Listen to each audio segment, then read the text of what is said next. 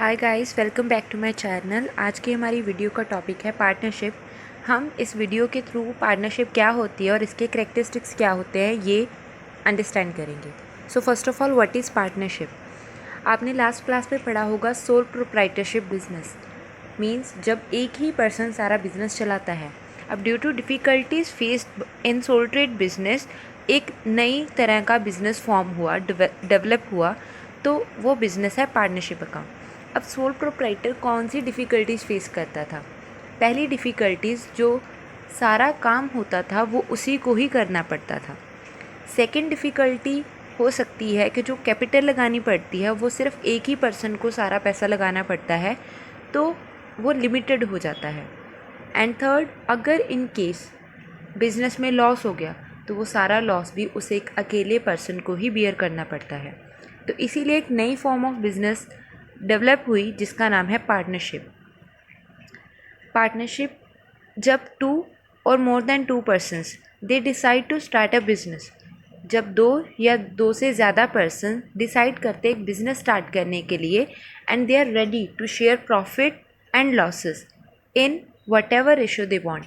वो ratio equal भी हो सकती है कि हम equal profit and loss share करेंगे, और डिसाइडेड रेशो जो भी जिस भी रेशो पर वो अग्री होते हैं उस रेशो में वो शेयर करने के लिए रेडी हो जाते हैं।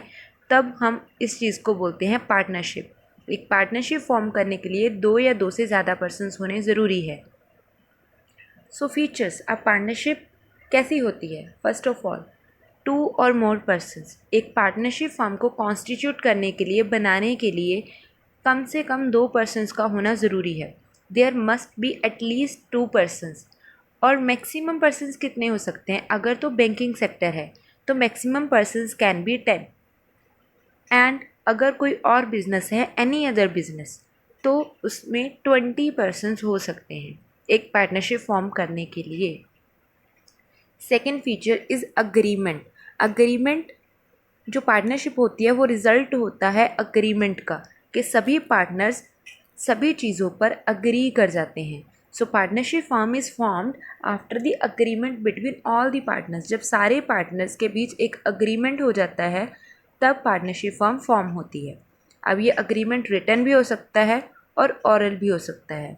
और जब आप पार्टनरशिप फॉर्म को रजिस्टर्ड करवा लेते हो गवर्नमेंट के साथ, तो ये रिटन अग्रीमेंट जो होता है इस चीज़ को हम बोलते हैं पार्टनरशिप डीड। इसमें सारे रूल्स लिखे होते हैं कि प्रॉफिट शेयरिंग रेशो किस रेशो में शेयर होंगे, प्रॉफिट्स एंड लॉसेस।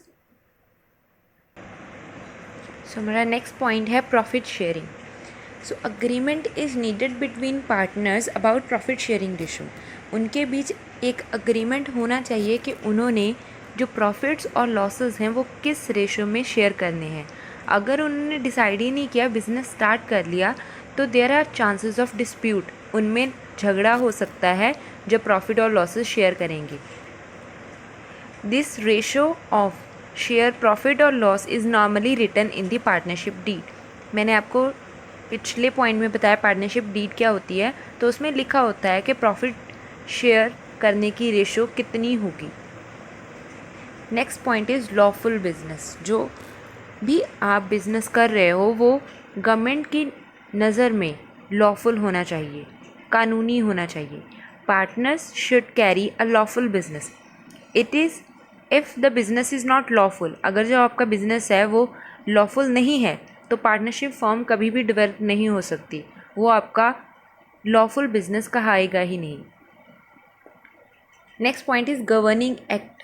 मतलब कि जो हमारी पार्टनरशिप फर्म है, जितनी भी फर्म्स हैं, उन्हें कौन गवर्न करता है। अब हर एक कंट्री में एक स्पेसिफिक एक्ट होता है जो सिर्फ पार्टनरशिप फर्म्स के लिए ही बनाया जाता है।